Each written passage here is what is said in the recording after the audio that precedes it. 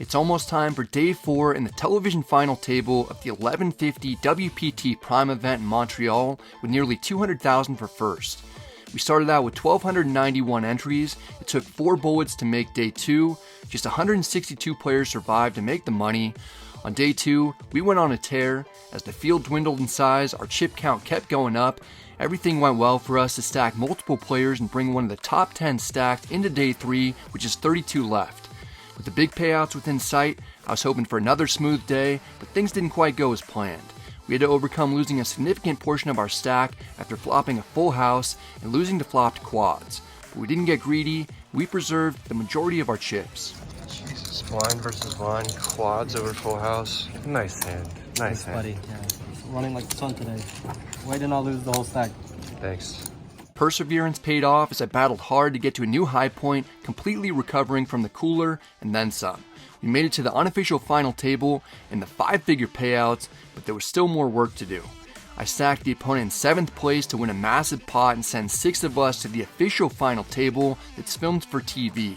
It's only my second ever televised final table. All of us are guaranteed a minimum of $38,000, but winning my first major tournament and $177,000 plus a $10,400 buy-in to the WPT World Championship in December is what I'm focused on. We're second in chips with a whopping 104 big blinds when we return. We have a couple days off before the final table takes place. During the break, I'm able to make day 2 of the 3,500 WPT Championship event. Unfortunately, I bust a little short of the money, but Dan Stavila, who's the opponent that flopped the quads against our flopped full house and is currently the chip leader going into our final table, incredibly makes the final table of the championship event as well, so he'll be playing 2 televised final tables back-to-back days with a chance to take home 2 major titles and get his name on the Mike Sexton Champions Cup. Initially, I was planning to meet my brother in Pittsburgh after this trip to celebrate his 40th birthday out there, where I have a surprise planned for him. We end up pivoting since I have to extend my stay in Canada. I have my brother fly out to Montreal first so we can enjoy some of what the city has to offer. We have some great meals together. Tony Dunce, who spent a lot of time in Montreal, takes us on a beautiful hike overlooking the city. It's nice to clear my head a little before we begin playing again on a big stage for 6-figure payouts with the cameras rolling and all the extra pressure that comes with that. The day of the final table arrives. I'm trying not to be in my head too much, but it's nearly impossible not to think about both good and bad scenarios that might play out. Is this going to be the day that I take down my first major event and bring home the top prize of almost $200,000? Or am I going to get coolered right away without even making a pay jump? The lights and cameras are on. It's almost time to see what fate has in store for us. I've had a lot of close calls in past final tables, even in the 50K in which first place was over $1 million. I'm as locked in as I can be. I've got the most tournament winnings on Hen and Mob, and I've got the most experience in these big spots out of the 6 of us. I'm playing to win, but it's very important to ladder up and make a few pay jumps before taking any overly speculative spots. It's time to get started. 20 minutes in, Adam, who has a medium stack, min raises to 300,000 from under the gun. He's going to have a narrow range when he opens from early position, especially when it benefits him to wait for one of the 2 shorter stacks to bust, and also the largest stack of the table is in the big blind. I'm not looking to get too crazy with 10s next to act while we're playing deep. I call. The button Mark, who's the second shortest stack of the table, looks down at another strong hand. Mark's someone that I know to be on the tighter side. I played with him for a while on day 3. If you watched the last vlog, you may remember that he folded his 2 pair to me face up when I turned my hand into a bluff shove on the river as we were getting close to making the final table. He left himself with a short stack at that point, but did a tremendous job to recover and make it this far. I doubt he'd want to do anything too wild to jeopardize his stack early on, while the shortest stack at the table only has 10 big blinds. That's why when Mark 3-bet jams for 22 big blinds, I figured he's just going to have premiums. Adam folds immediately. I'm in a bit of a weird spot. I've somewhat under-repped my hand by just flatting the initial pre-flop raise, which makes me lean towards calling, but my read on Mark is that he's not going to be doing this with a hand like 9s, given the dynamics at play. I don't think that he's choosing this spot to make a move. He's going to have hands that we're flipping with, or that have me crushed, like jacks or queens. If we call and win, we'll move up to first place with Dan in a close second. If we call and lose, we'll be tied in a distant second, and the players in 4th and 5th won't be too far behind. I only have 2 big blinds invested at the moment. I fold, preferring not to take the gamble right now in order to maintain our solid second place position and keep the 2 stacks relatively short compared to the rest of the table. Mark increases his stack and gets the win without having to see a flop. It's a nice result for him. About a half hour later, Mark gets involved again. This time he's got snowmen on the button. He raises to 300,000. Jakai's in the small blind with King 10 offsuit. Calling or 3-betting are reasonable options. Jakai elects to 3-bet to 850,000 to put some pressure on Mark, who might have a wide opening range from the button, but may be hesitant to play a large pot with an opponent still left with half the chips that Mark has. Mark could certainly 4-bet jam to potentially win another big pot without seeing a flop. The small blind was set up well to 3-bet over the button open. Mark is going to go the safer route. Is Mark just going to call? Oh my, I thought this was getting ripped in all the time. But he's going to make the call in position with 8s. Yeah. I kind of also think maybe it's just you make a decision, you look at your man and say all in or not, but Flop is 9 of diamond, deuce yeah, of spade, it's just going to be so hard to play on any flop that doesn't have an 8 in it or is all low cards, of which that only happens like 20% of the time. Will it be like 3 cards, 7 or lower? Like on a board like this. This is pretty nice though. 9-3 deuce, 2 diamonds. You're feeling pretty good about your pocket 8s. But I agree with you. I think that, I mean, most of the time you're gonna be kind of frozen, not know what to do with pocket 8s when you're facing 1 or 2 overcards. Yeah, and with a player with 10 big blinds, that really puts the squeeze on. If Steven was out, you would, I think, almost always just shove pre-flop, and it is what it is. In this situation, you're kind of forced into calling again, and now you've put in half of your stack almost, and on any 10 or higher diamond, it's a tough spot. Yeah, see, this is... Oh, and he makes the fold, wow. Yeah, if this is why I think it might just be a pre-flop decision, because if you can't continue on the 9-3 deuce, yeah, you I need think to be it's going to be... You're not deep enough to set mine. If it was purely set mining, or just don't have enough chips to do that. Yeah, again, if it was like Jack 9-4 and he folds, we understand that, 2 overcards, but 9-3 deuce, I think that's just a little too tight, and maybe should have just ripped it pre.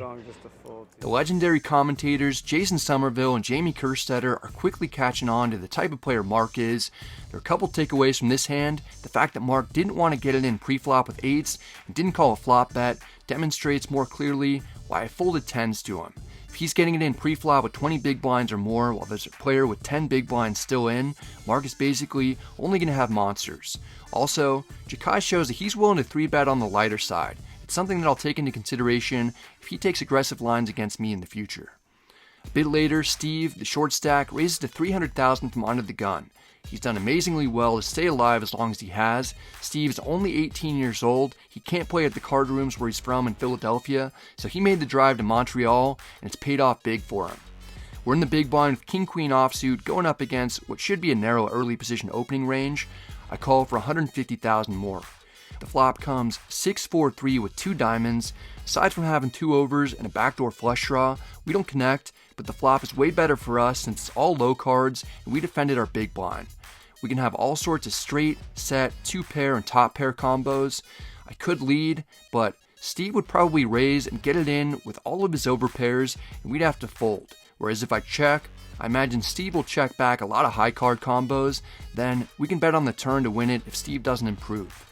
Steve does check, indicating that he likely doesn't have much. The turn is another 6, which I love seeing because it helps me out even more. You know, I don't know for sure if this would have been the exact spot to do it, but this could have been a candidate for Brad to bet out on the flop. When it comes 6-4-3 against, yes, Steve is going to be playing pretty tight with his exact stack under the gun, but he still has all the big cards, including maybe even a hand like Jack 10 suited and whatever. And Brad 10 doesn't mind just like a little stab, and then if he gets shoved on, he just folds. And also sometimes it goes bet call, and then it comes a 5 or a 7 or a deuce. I mean, this is just such a nice big blind spot. But Brad does a delayed version of what I'm saying anyway, and just stabs here on this turn. And what can Steve do? He's powerless. Yeah, it's extra good against that stack size, because what feels like a small stab from your stack is so big for Steve, and the pressure makes him lay it down. Multiplied here. Nice hand, Brad. Nice hand. He really wants to win one of these. So you can almost feel it. Like that's a recent father. He wants to win this tournament for his son, for all his fans out there. I definitely want to win this, but I'm also enjoying the special moment on a big stage with Jason in the booth.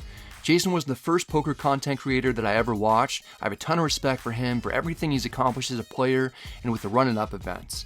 During the summer of 2014, I remember Jason was playing a 100k high roller at Aria, which he ultimately chopped for 1.3 million. I stayed up for hours hitting the refresh button on the live reporting site while I was waiting for the results and rooting him on. It's cool for me, after following his career for so long, that he's now watching and commentating during one of the biggest moments in my poker career. The very next hand it folds to us, we're going to exert more pressure on Steve, who's in the big blind. Nothing much here until we get to Brad. Brad in the small blind. King 7 offsuit. All in. No choice. He's got about 10x the chips of his opponent. King 7 is definitely good enough. Every one of these all-in moments is tense. When shoving a hand like King 7 offsuit, we never know if we're going to get snapped off, but in this case, Steve doesn't have a hand that he's able to call with. He folds. It's not easy being the short stack and getting a cold run of cards simultaneously. Expectations weren't high coming into the day for him since he didn't have a lot of chips, so if he can make one pay jump, that'd be considered a decent accomplishment. He has to play tight to reach that goal. I'm going to be doing my best to take advantage of that though as one of the chip leaders. 2 hands go by and Steve can no longer wait. He's on the button with pocket 4s and 6.5 big blinds. He open jams. It's an easy decision when he starts out with a pair. Mark, who's next to act, wakes up with ace king offsuit. He's not going anywhere, but at least it'll be a flip. Mark announces that he's all in for just over 20 big blinds. It's already exciting, but it gets even better as the big blind, who has both the opponents covered, snap calls the double shove. 3-way all in. Oh my gosh. See one shows pocket Again, fours. Wow, Kings versus high. shows Wow, Crazy. what a dream spot. C3 has pocket Imagine fours. WPT, Prime, Montreal, final table, and it goes all in, and you have King. Hello. Amazing. And he covers them both by quite a... We could see a double elimination right now. Fireworks in this one hand if Kings can hold. After playing for an hour with no all-in and calls, we could see 2 players bust out. Steve and Mark are both at risk. The flop comes Queen 6-5, all diamonds. Jakai is the king of diamonds, so there's almost no sweat for him. Steve has 1 out, or he needs to hit runner straight. Mark only has 2 outs. The turn is the 5 of clubs pairing the board. It's actually not a terrible card for Steve, who doubles the amount of outs that he had. Still, it's looking bleak for the 2 shortest stacks. The river is the 8 of diamonds. Jakai eliminates 2 players, making the king high flush and winning a huge pot to put him in second place with 15 million in chips and 100 big blinds. There's nothing either of his opponents could do. Steve should feel great about his 6th place finish and first television final table as an 18-year-old. It'll be fun to see what he accomplishes in the future. Mark did a great job of making the final table after being low on chips with 11 left. Steve and Mark both finished the day where they started and take home $38,000 and $50,000 respectively. Now that they're out and we're guaranteed a minimum payout of $66,000, it's time to open up the game a little to play for the win and take a trophy back to the States. It's down to 4-handed play. We're third in chips as we pick up pocket 3s on the button. A raise to $300,000. The chip leader's in the big blind with a suited queen. He calls. We're heads up in position. The flop comes Queen 8-7 with 2 hearts. It's a great flop for Dan, who has top pair with some backdoor draws. He checks. We've got one of the worst hands that we'll ever have, but the flop isn't bad for our range since we'll have all the sets and some 2-pair combos. I bet $475,000 to potentially get some folds from hands that have plenty of equity. If we can take this down right now, it'd be great, but that's not what's going to happen. Dan calls to see a turn. He can have all kinds of pairs and draws. He won't have sets and 2-pair very often though. He would have check raised with a lot of those combos. The turn is the king of spades. Dan checks immediately. We get one of the many cards that doesn't help us at all, but it's another one that's good for our range as the pre-flop aggressor.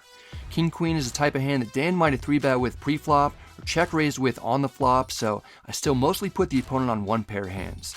It's really unlikely that he'll have top pair, and because we have such a massive range advantage with combos containing a king that we might have c-bet with, that the big blind would have had to have folded on the flop, like King 9 offsuit for instance, we can bet again with impunity, and we can fire big. I bet 1.8 million, which is slightly more than the size of the pot, to target all the opponent's hands that aren't top pair or better. When we run this hand through GTO Wizard, which I have a link for with a discount in the description box below, we see that Dan has to fold almost 60% of the combos that he made it to the turn with. When we scroll over his exact holding, we see Queen 4 of diamonds is basically indifferent between calling and folding. He's supposed to lay it down nearly half the time. I tend to have a solid image, and the penalty for Dan calling and being wrong in this spot is steep. Plus, even if Dan calls on this street, he has to be worried that he could be drawing dead, and I'll fire a third barrel on the river that he'll have to fold to frequently. It's just a good turn for us that I'm taking advantage of. Dan has so many pair of 8s, pair of 7s, even a hand like he has, Queen 4. Like, what is he supposed to do against a bet this large? This is a very nice bet. Puts so much pressure on. Think about the narrow category of hands that can continue. Awesome job there by Brad. Beautiful hand. It feels great to get that one through and steal a significant pot. Like I mentioned earlier, we're now playing for the win. The gloves are off as the stakes are even higher. Dan's looking to battle again as he raises to 300,000 from the button with Queen Jack offsuit. We're dominated in the big blind with Jack Deuce at clubs, but we're not folding suited cards and we're getting a price of 4.5 to 1. I call for 150,000 more. We're heads up out of position. The flop comes 9-5 deuce rainbow. We've got bottom pair and a backdoor flush draw. I check. Dan wants to keep control of the pot, putting me to the test with a fairly large bet of 525,000. I don't love seeing it. We didn't call pre-flop with Jack Deuce suited to fold once we make a pair though. I call, hoping to get to showdown cheaply from here. The turn is the 3 of spades. It's going to favor us since it's another low card. I check. If the turn were any face card, there's a good chance that the button would double barrel and I'd have to fold, but the 3 freezes him. Dan checks back. The river is the 4 of diamonds, putting 4 to the straight on board. I don't like this one as much because Dan could easily have an ace and improve to make the wheel. I check. Dan considers bluffing, but he has the same fear that we might have a straight. He checks back. We turn over our 5th pair to win a decent pot of almost 2 million. The outcome is exactly what I was hoping for. Not only do we take down the pot, we overtake Dan for sole possession of 2nd place. Although it's very close to the top, it's almost a 3-way tie for 1st. I'm happy as I look over to the rail to see my brother, my WPT contact Andy King, my friend Lizzie, who takes photos and videos covering these events, and fellow ambassador Patrick Tardif, all rooting me on. It's definitely helpful and settling for the nerves when I see familiar faces. I run cold for about an hour before picking up King 4 suited on the button. Blinds have increased to 100,000, 200,000. I raised to 400,000. Jakai is firmly in second with a strong starting hand. He doesn't want to call. He 3-bets to 1.1 million. The stream is being broadcast on a half-hour delay on YouTube. You see Patrick Tardif sitting in the front row over my shoulder as I'm contemplating what to do. He's been watching the stream and told me on break about the hand when Jakai 3-bet marked in the small blind with King 10 offsuit. Knowing Jakai is capable and willing to 3-bet a hand like that makes me less inclined to let go of a suited king in position. I get creative and 4-bet to 2.6 million.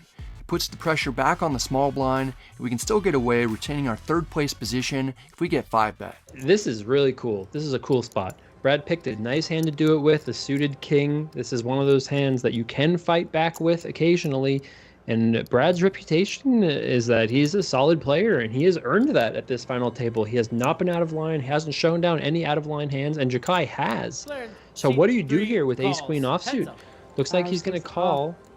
But this is a tough spot for ace-queen offsuit. Even pre-flop could potentially be a fold. And out of position, this is going to be a tough hand for him to win. Oh my goodness, though. Look at this matchup. King 5 deuce all hearts. Jakai's got the queen of hearts in his hand. Brad makes top pair. This is a little bit of a weird spot for Brad now, though. This pot's very inflated. He's got to just check. Yeah. Yeah, you have to play defense. You're trying to get this hand to showdown here. You don't want to play for the rest of your chips.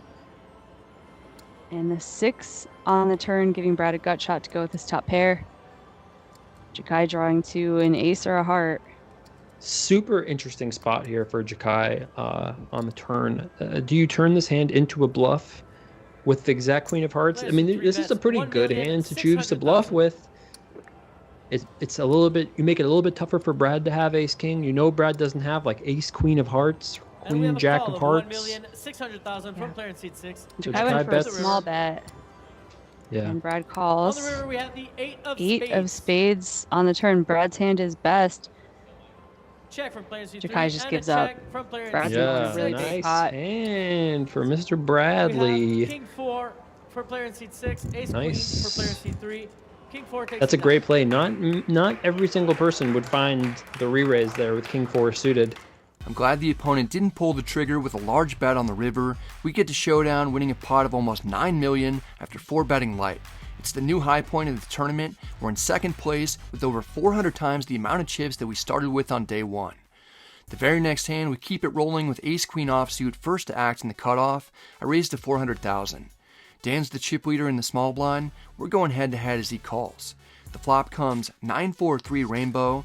When Dan calls in the small blind, he's going to have decent hands consisting of small and medium pairs that may not fold to a c-bet on this flop. He checks. I'm not inclined to bet when I think that we won't get better hands to fold. I check back. The turn is the ace of clubs, giving us top pair. We take the lead with 86% equity. Dan checks, which I imagine he'd still do with strong hands, expecting me to bet the ace at a high frequency. The problem for us is that after checking back the flop, I'm only going to have one pair at best when I bet this turn. Dan could exert a lot of pressure by check raising, especially with the type of hand that he has, which essentially is drawing to the nuts. Also, if I bet, I don't expect to get called by too many worse hands. It's possible that the opponent just has something like queen-jack offsuit and is drawing dead. I check back to disguise our hand strength, to give the opponent an opportunity to turn his hand into a bluff if he thinks I've only got high cards or something like pocket sixes. The river's the 5 of diamonds. I get punished for the check back as the opponent rivers the straight. Dan goes with a big overbet sizing of 1.6 million. Our top pair is incredibly under-repped. I could definitely be up against 2 pair, sets, or a few straight combinations, but the reason I checked back turn was mostly to induce a bluff, so I can't get away now. I call, clearly not liking it. Dan has what he was representing with the straight. It was fun having over 16 million for a second. Now we're back down to 14 million as Dan does a great job to extract the maximum from me, expanding his chip lead to 6.5 million. And perhaps a slight misstep there from Bradley. We can't let any of these types of hands bother us. We're still in great position to potentially win as Dan raises to 400,000. We're in the small blind with a big incentive not to play a large pot against the only person at the table who can bust us. I call with pocket sixes. Jakai's in the big blind with a playable hand. He calls as well. We're going 3 ways to the flop out of position. It comes 10-6-5 all clubs. We've got middle set, but it's a dynamic board. It checks to the chip leader and the initial pre-flop raiser. I don't necessarily anticipate him betting at a high frequency when he has 2 opponents, so when he bets 400,000 here, I'm not all that interested in check raising, even though we're likely best. There are 2 shorter stacks than me, with one of them being significantly shorter. If we bust before at least one of those players, it'd be a disaster. I call to keep the pot manageable. Another club can come off and we can get out cheaply, or the board can pair and we can charge full steam ahead. Otherwise, we'll be check calling down. The big blind folds, we're heads up. The turn is the 9 of clubs. It's awful for us. I check. I'm at least glad that we didn't raise on the flop. And this is why Brad plays his flop defensively here with a player who's so short. You have to be cognizant of that. You don't want to just put all the money in with a set on the flop out of fear that your opponent has a flush or a set of tens. And in a situation like this where a club does roll off, you have a check and decide decision based on the sizing, and Brad will have defended the vast majority of his stack, no matter what. 4, 3. Bet is 700,000. And for this size, Brad is going absolutely nowhere. Yeah, I'd be thrilled to see this size. You go, cool, I get to try to draw out right now. Yeah, for Pretty sure. small price. Yeah, you get put in the blender if he bets a 2 million, whatever. 5, and there it is. Brad, And now Brad river has is a full house.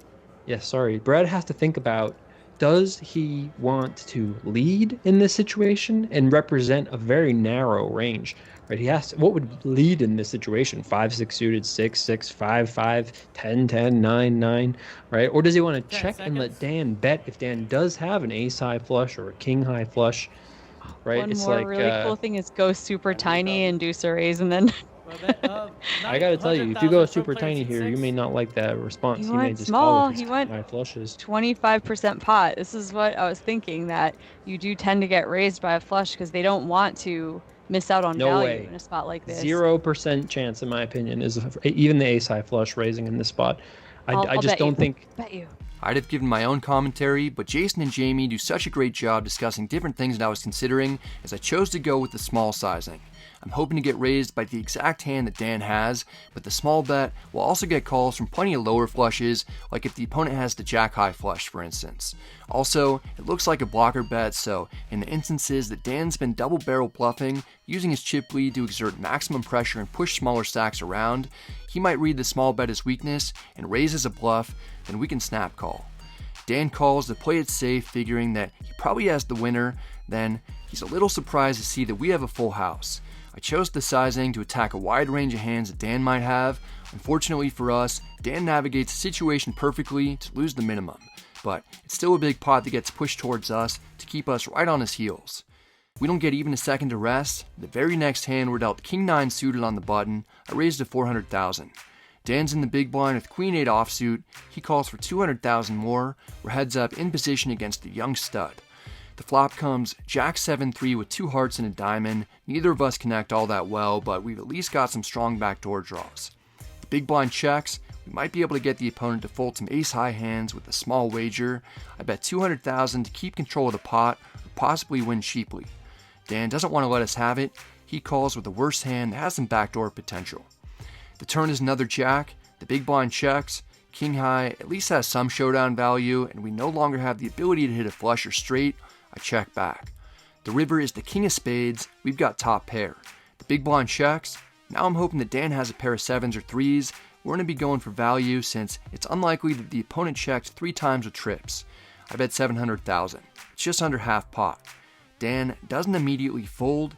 He's thinking his queen high might be best, that I won't always have a king, and I'd probably check back ace highs. He grabs calling chips from his stack to at least shuffle them around as he contemplates what to do. There's a 30-second shot clock that we all have that hasn't been much of a factor since everyone's doing well to act quickly. Dan considers using a time extension in this instance as he only has a few seconds remaining, but he's not going to be a hero after all. He folds right before the clock runs out. This pot isn't a particularly large one, but each pot is important to win, and since we won it against Dan, we become the chip leader for the first time in the entire tournament with only 4 players left. We've got 88 big blinds and 34% of all the chips in play. It's a good feeling to be number 1 at this point, even though we're neck and neck with Dan. We just need the shorter stacks to bust so that we can play heads up for about 200,000. For the third hand in a row, we're voluntarily putting chips in the pot. We raised to 500,000 with ace-9 offsuit first to act in the cutoff. Adam's the shortest stack in the big blind with about 20 big blinds in front of him. All the players are pulling away from Adam. He's in that range where he needs to make a move, and he wakes up with a hand to do it with. He 3-bet jams. We're 4-handed with a chip lead and a decent ace against the shortest stack who really needs to get something going if he wants to remain in contention. This isn't necessarily a slam dunk fold for us. Adam could be doing this with worse suited aces, pocket pairs we're flipping with, or maybe even some other Broadway hands that we're ahead of. You might have seen that I made a tight laydown with the pocket 10s earlier on in the day to a 20 big blind shove, which would certainly inspire me to shove lighter if I were in his shoes. I don't think Adam would jam aces, kings, or maybe even queens. I think he'd 3-bet to a smaller amount, so I can kind of rule those combos out, especially since we have removal to aces. Having already folded the 10s, and after making 2 pay jumps, changing my mindset to now aggressively playing for the win, I don't feel like giving up, figuring as long as I'm not up against rockets, I'll minimally have around 30% equity. That's the worst case scenario. The best case scenario is that we have a decent lead, or we're perhaps flipping. Either way, we should have a decent chance of knocking out a player, making a pay jump, and becoming a massive chip leader 3-handed to put us in controlling position to win. The allure of the upside is too enticing. I call and quickly see the bad news, but we still have a 23% chance of winning outright and 8% chance of chopping. Plus, if we lose, we'll have plenty of chips left to make a run at first. The flop comes 8 deuce deuce with 2 hearts. Neither of us have a heart. We don't improve, but if another 8 comes, we can at least chop. The turn is the 7 of hearts. Any 9, 8, or 7 will be good for us. Otherwise, we lose a good chunk of chips, and the last place player doubles up. The river is the 5 of clubs, sealing the victory for Adam. I took a spot that I absolutely didn't have to take, but I was on a roll and trying to keep it going. I lose the chip lead and fall to a distant second, but me, Jakai, and Adam are all pretty close in chips between 10 and 13 million. I'm annoyed with myself because I'd done a good job at avoiding those speculative spots, not doing anything that I didn't have to do up until that call, and I get torched for it. The only thing that makes me feel slightly better about the call is that I look up the situation to see the wide range that the big blind is supposed to be shoving for 20 big blinds effective after a cutoff raise. Then I look at what our response is to the 3-bet jam, and ace-9 offsuit is a call some of the time. This doesn't take into consideration ICM implications, so for that reason, maybe it's 100% a fold, for similar reasons that I gave when I folded pocket 10s to the shove earlier. It's a situation that I could have gotten away from in order to preserve our chips and it be 2 big blinds away from first place. There's nothing I'm able to do for the next half hour as I bleed chips until we pick up 10-7 hearts on the button while we're sitting in third with Jakai now taking over the commanding chip lead. I raised to 500,000 with one of the worst starting hands that we're going to be playing. Dan has some Broadway cards in the big blind. He calls for 250,000 more. We're heads up in position. The flop comes King Queen 6 with 2 spades. It hits Dan hard. He flops top pair with decent backdoor draws. The opponent checks. With 2 Broadway cards out there, this will generally be better for us as the pre-flop aggressor, so I'm going to be betting at a high frequency. In this particular case, it's not going to work out well for us. Dan flopping a pair of kings way ahead, 95%. Check from player in seat 4. Is Brad, who's reaching for chips. 700,000 from player in seat 6. He's going to donate 700,000. Not the best situation for us. Obviously, Dan isn't going anywhere. He's got a monster four-handed. He calls, and I put him mostly on 1-pair hands, hoping that he isn't holding a king, but he can have plenty of suited combos that he'll defend his big blind with, so it's possible that he's on a draw of some sort, or maybe even just has ace-x offsuit with the ace of spades. The turn is the 3 of spades, completing the flush draw. Dan improves, but checks again. It's getting worse and worse for us. Dan with the only spade in his hand, and Brad now drawing dead. Yeah, tough spot here. Brad with absolutely nothing. He kind of feels like he wants to win this pot, but sheer force of will is not going to get it done, at least not yet. Unlucky because if Dan had Queen 10, particularly with no spade, this might work, but against his actual hand, no chance Dan's going anywhere. And for Brad to win this hand, he's going to have to find a very courageous barrel on a river that is like an ace. I mean, does he bluff a spade? That might not even work. This is going to be a tricky spot for Brad to win this hand. I piled in money, drawing dead on the turn to fold out Dan's second pair of worse hands, but at least didn't get raised. The opponent checks. He's certainly capable of slow playing some hands like ace-high flushes, in which he might flat a big turn bet as a trap, but if he doesn't have one of those few nut combos, he might have a difficult time finding a third call, especially if he only has 1 pair like I'm hoping and suspect. Also, my credibility at the moment is extremely high. I haven't been attempting too many bluffs. I haven't bluff shoved at all. Ultimately, I'm out here to win and want to put myself in the best position to do that. If I give up on this pot, I'm last in chips and have a very uphill battle to climb back with blinds about to go up to 150,000, 300,000. Even though Dan started the hand in second place, if we put him to the test and exert maximum pressure, if he calls and he's wrong, he'd be in last place. Though I don't have a great hand to triple barrel with because I don't have any spade blockers, I have a good image overall. I'd rather go down in flames trying to take home a trophy instead of putting myself in a position where I have to play not to get fourth. Right with about pot-sized bet left. Oh, wow. Can Brad get this done? You can see accomplished tournament professional Patrick Tardif right over my shoulder with a grimace, knowing that we could get snap called and it'd all be over in an instant. I know it too, but I've already accepted that I might soon be given a payout slip to cash.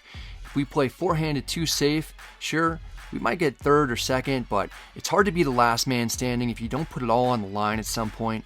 That's what we've just done. In poker, there's a fine line between looking like a genius or a complete idiot. We're walking it right now to hopefully jump back into second place. Brad with in. This is a crazy hand. I mean, no matter what happens, if Dan calls or not, you have to salute Brad's courage to find the 3-barrel bluff with 0 spades in his hand. He looks totally cool over there. If you just saw his face, you would never know that that is a man with absolutely nothing. And as Dan, Brad is telling you that he has a flush. There's almost no other hand he could have besides a set, I suppose. Oh. And I don't think Dan can find the call here, but on the other hand, this is one of the better hands to call with in theory, but if you call and you're wrong, you are by far the shortest stack. We fade the snap call, which is a huge relief. We clearly aren't up against a slow-played monster. It's going to come down to whether or not Dan wants to risk the majority of his stack to hero call someone who's generally thought of to be a tight player when he can avoid the situation altogether, live to fight another day, and still have a real shot at winning. Dan happens to have one of the best combos to call light with, but I don't envy his situation at all. It's only made harder by the live audience, the lights, and the cameras rolling. Yeah, I mean, this is a really tough spot for Dan. Dan is in the absolute blender here. That being said, to have a king makes it less likely that Brad has 3 kings. To have a spade, especially a high spade, makes it less likely that Brad has a flush. If you think about the kind of hands you want to hero call with, this has to be up there. But you need to ask yourself, is Brad capable of bluffing enough here for this to make sense? If Brad is never bluffing, then you should not be calling. And you can tell he wants to call, but calling you're wrong. I mean, this is as high pressure of a situation as it gets. Yeah. Everybody is watching, in chat, your friends, your family are watching. You don't want to go out, and not that you should be out, but you don't want to be crippled in 4th place here. Dan tosses in a chip to call. It's like time has stopped. We outlasted 1,287 players, but it's all over now, and I go out, getting caught bluffing with a hand that I should have checked back on the turn. I feel like an idiot, except that wasn't a calling chip that Dan threw into the middle. That was a time extension. And he's going to just use a time bank. And yeah, tough situation. In a situation where this wasn't a final table and there was no pay jumps, this would be an excellent hand to call with. In this exact situation, though, when there's big money on the line, I don't know how well he knows Brad, but 10 seconds. Brad's reputation is that he is a bit of a fortress. And that's the exact reputation that I'm trying to capitalize on right now. Dan has used multiple time banks, and justifiably so. This is the biggest decision in the final table so far, but it's a spot he really doesn't have to take in order to win. After about 2.5 minutes, the opponent folds. We get one of the absolute biggest bluffs through of my life to take over 2nd place. And that's a sick win. That is a sick win by Brad. Show that one? Wow. Wow. Bold. It'll be on the vlog. Right on. Freaking Pickup. out. Making a vlog, huh? They're freaking out. That's an unbelievable play. Pure heart.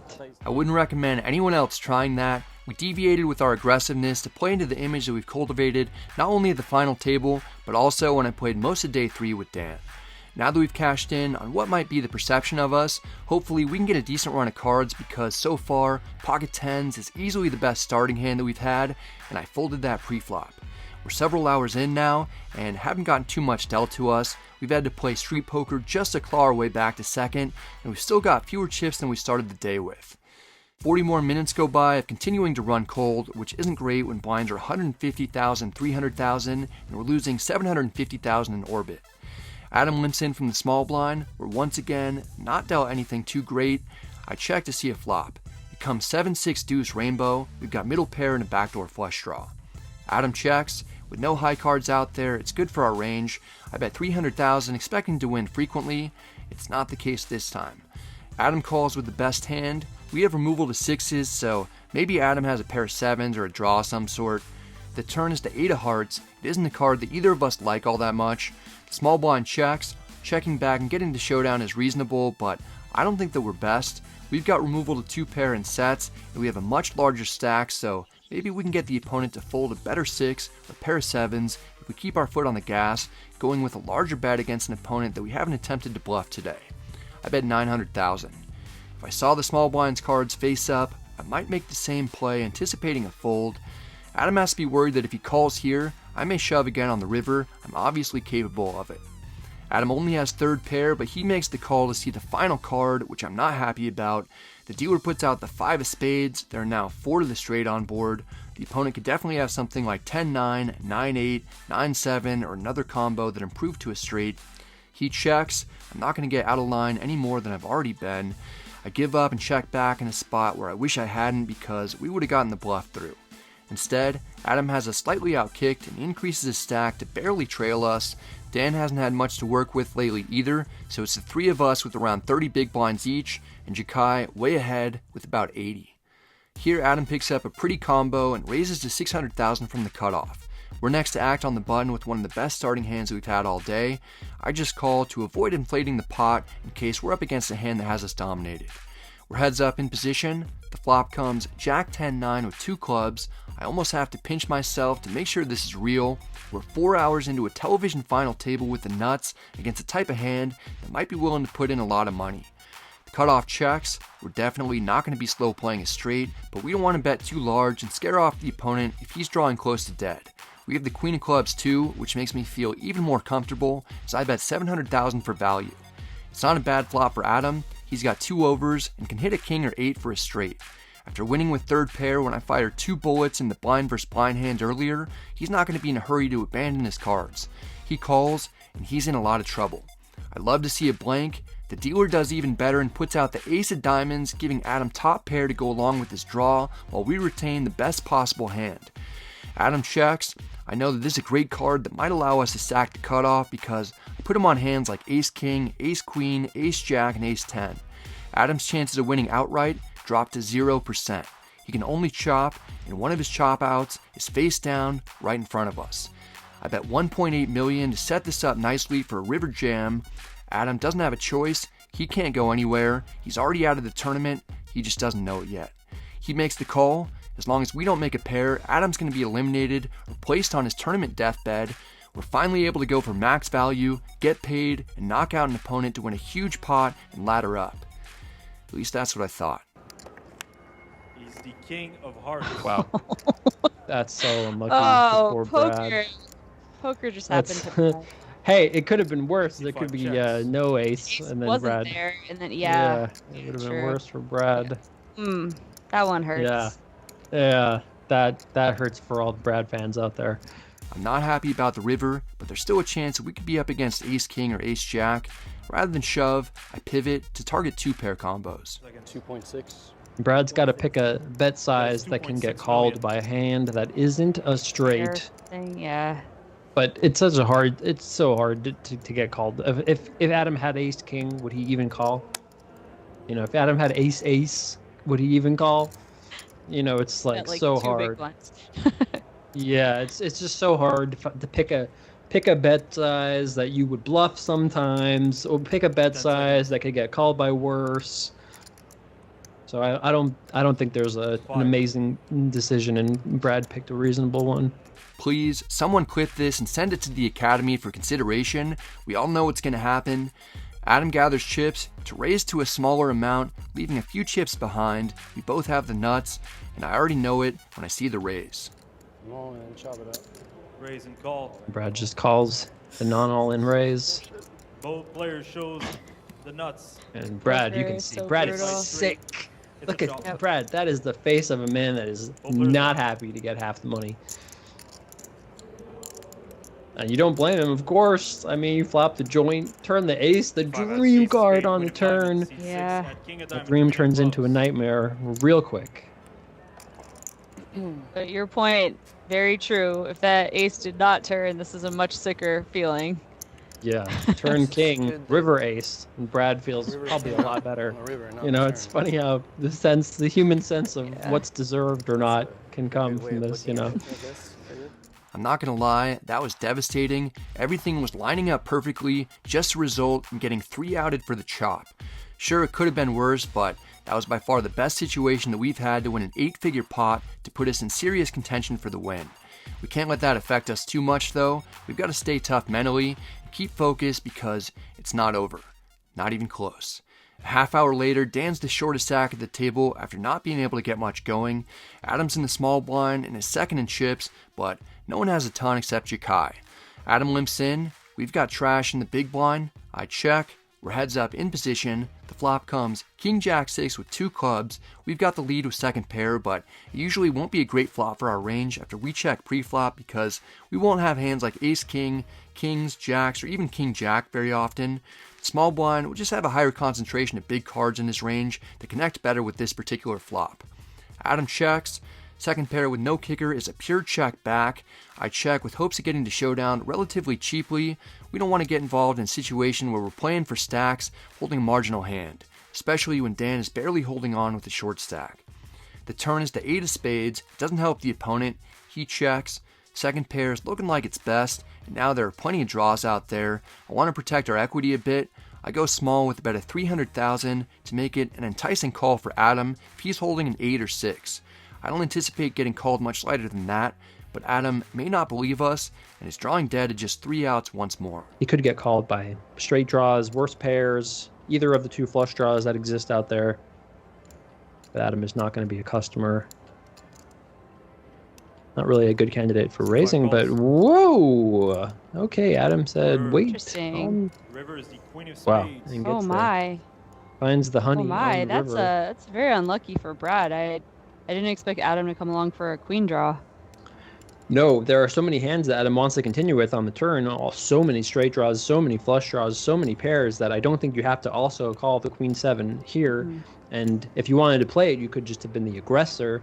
But he does make a good read here on the river that he has made the best hand. And Brad quickly calls. And you could have given Brad 100 guesses, and I don't think he would have No, come I up with would queen not have guessed that 7 either. offsuit. Didn't expect Maybe so. Adam had designs to take it away if he didn't hit. Did you bet 300,000? Yeah, maybe that's true. Certain flush draw comes in or something. I'm not sure, but Really hoping it was just an 8. didn't have to worry about it. Queen came off, no problem. The run good continues. Yeah. A little frustrating for Brad, but he's still got plenty of chips. He's still right in it, and I believe he's still ahead of Dan. He has to be very selective while there's a stack shorter than him. He really wants to make that pay jump here. Do you think he's still thinking about that king on the river when he flopped his straight? Because I think I'd still be No. thinking about it in like 2028. Yeah. I think Brad is a professional and has his mindset pretty well. I don't know. He looked pretty frustrated right there. Right after I say that. Yeah. The truth is, I'm not really frustrated about the king on the river as much as I'm frustrated about the king on the river coupled with the recent queen on the river. It's hard to get chips in the middle with that much equity on 2 separate turns against the same opponent, then chop one and lose the other. The last one hurts because it's ultimately a 2.3 million chip pot after Adam made a small bet of 400,000 on the river and I called. Instead of having about 9 million in chips and being close to second, we've got 6.6 million, and second place has almost twice as big of a stack as us, so it's a big swing. Jakai and Adam continue to run well and play well, while Dan and I struggle to find wins and need to play tighter under these circumstances with hopes that the other player busts, because getting first is looking less and less likely after the run of cards that we've been getting, and making the pay jump to third to short stacks is increasingly more important. But 22 big blinds is still plenty. One double up will put us right back in it. Currently, it feels like I'm in a race with Dan to not get fourth as the stack continues to go in the wrong direction, while we're in another blind versus blind hand with Adam. We need the cards to cooperate, but Adam just keeps smashing flops against us while we're either whiffing or getting unfortunate runouts. To Adam's credit, he's done an amazing job of building up a huge stack after only having 5 big blinds with 7 left. He made an enormous comeback just to make it to the final 6, and he's made the most of that opportunity with a little assist from me with ace-9 offsuit to be in second place. Dan and I are on the verge of blinding out when he picks up ace-queen offsuit in the cutoff with 9 big blinds. I'm sure that he doesn't want to have to be all in and potentially at risk of busting out before me when I've got about the same stack as him. He makes a heads-up move and raises to 1.8 million rather than open shove. I'm content to get out of the way. Jakai has suited Broadway cards that he doesn't want to get away from. He's amassed an enormous stack, and he's done it fairly quietly, which is always the most impressive way to do it. Jakai jams for just 3 big blinds more. Dan calls and gets it in good, but Jakai still has 2 live cards. If Jakai wins, we make a large pay jump from 66,000 to 88,000. But at least if Dan wins, he'll be way ahead of us in third, and it'll open up what we're able to do a little more because it won't be quite so important to try and ladder up. There's a big moment. The flop comes King 7-7. It's brutal for Dan. Jakai's way ahead with his pair of kings, but we've seen a couple of 3-outers already. The turn is the deuce of diamonds. It's a blank. Dan is down to 1 last card, otherwise his tournament life is over. The river is the 8 of spades, ending it for Dan, who was the chip leader coming into the day. It's got to be a little disappointing for him not to win it, but he's a young player who's extremely talented, making the 2 biggest final tables of the festival. He's got a chance tomorrow to get his name on the Mike Sexton Champions Cup and win a lot more money. He's certainly someone to look out for in the future. Meanwhile, I'm a distant third with 10 big blinds. We've accomplished the feat of making some pay jumps, but it's time to shift gears, get the chips in, hopefully double up, and fight for first again. Everyone's immediate strategy changes now that Dan's out. Great time for Jakai to put pressure on Adam. He is the one that is most at risk. Doesn't want to get third. It would be a disaster to get third while Brad has 10 big blinds. Sure. And for Brad, he can just play normally. He's sort of made he's done his job. He didn't get fourth. He's chosen his spots wisely. And anything past this would be absolute gravy. It's the first hand dealt a 3-handed play. After Jakai folds on the button, Adam looks down at a great starting hand, blind versus blind. He's going to be open shoving a wide range. I've got 20% of my stack already in the middle between the big blind and the big blind ante, so I won't be folding much. Adam announces that he's all in. We look down at King 3 suited and call right away. Often we'll have the best hand. This happens to be one of the worst case scenarios though. It's our turn to hopefully hit a 3-outer. Chips then the King 9 offsuit, Oh, and yeah. Brad's going to quickly call with King 3 suited. Don't blame him for that. King 3 suited would be ahead of many of the hands that Adam would shove here, but not this one. Brad just 28% to stay alive. He's gonna need some help. Chop is fair. I'll take the chop. Yeah. YouTube chat needs your energy here. Brad needs a 3 or some hearts to stay alive. The flop comes ace 5-4 with 2 spades. We don't hit a 3, but now we at least have 4 deuces that'll give us the win outright in addition to the 3s. Could be much worse. The turn is the queen of clubs. It's no help. We don't pick up any additional outs. We're either going to hit a 3 or deuce to double up, or we're going to be out in 3rd place. I've got the rail on their feet behind me, hoping that I can stay in it. But the river's the 8 of spades, ending our 4-day run. We're eliminated in 3rd place out of 1,291 players. It's a tournament that I'll remember forever. I ran great for several days to get to this point, but not enough went my way at the final table to make my dream come true of taking down a major tournament. All things considered, it's hard not to be mostly happy receiving a huge payout of $88,000 and getting more experience in big final table spots. It's the best finish that I've ever had in a large field event with 1,000 or more entries. I also have a ton of respect for everyone who made it to the final table with me. Adam does an incredible job to go from last in chips with 7 left to overtaking the chip lead heads up. He shows amazing grit, determination, and patience, picking his spots well to accomplish that. In a grueling back and forth heads up battle, Jakai regains the lead, then gets it in with pocket aces versus Adam's ace 10 offsuit. It's not in very good shape. Adam flops the Broadway draw, which keeps the door slightly open for him. The turn 4 of diamonds doesn't change anything though. Then the 10 on the river gives Jakai the victory. Congratulations to him. He's a tough person to play against. Him and I didn't get into too many hands together, but he played well and put people in a lot of tough spots, taking down pot after pot, leading him to become the Montreal WPT Prime Champion, winning nearly $200,000. For those of you wondering how Dan fared the next day in the WPT Championship event, he did really well to get down to heads up in a very, very tough lineup. He finished the second for over $280,000. As for me, it's time to celebrate the deep run with my rail. There was so much poker to play the last several days that I didn't get to explore the city quite as much as I initially intended, but with only a few hours remaining on the trip, I cross off one of the items on my to-do list, which is get some quality poutine. Patrick has some optimistic goals for us. I mean, I think we should try to finish it. I do too. I don't know if I can. Yeah. You know it's good if we're all taking photos of it. Not one of us got even close to eating all of it. We each threw in the towel after eating about a third of our plates. After celebrating the final table, it's time to properly celebrate my brother's 40th birthday in Pittsburgh, where the team we grew up rooting for, the Giants, are playing the Pirates. Little does my brother know, I've been planning a surprise for months, lining it up for his best friend Mark to join us while we're in town. Yeah. So you don't what's up? What the hell are you doing? Dude! Oh, no way! I'm so happy to see you. Oh, how did that happen? Yeah. Your brother playing this one. tough to keep a secret for so long from my brother, but it all paid off to see this moment. It's one of my favorite things that I've ever filmed. From the hotel, we walk right across the bridge to PNC Park. The ballpark is top notch. The Pittsburgh fans are all incredibly friendly to visiting fans, even when the visiting team ends up putting together a late game rally to even the score in the 9th inning. Go! Go! Go! There we go! There we go! Tie game! The 10th inning didn't get any better for the Pirates as the Giants scored 4 more to win 9-5. It's an exciting day for us. During the rest of our time in Pittsburgh, we enjoy the local cuisine.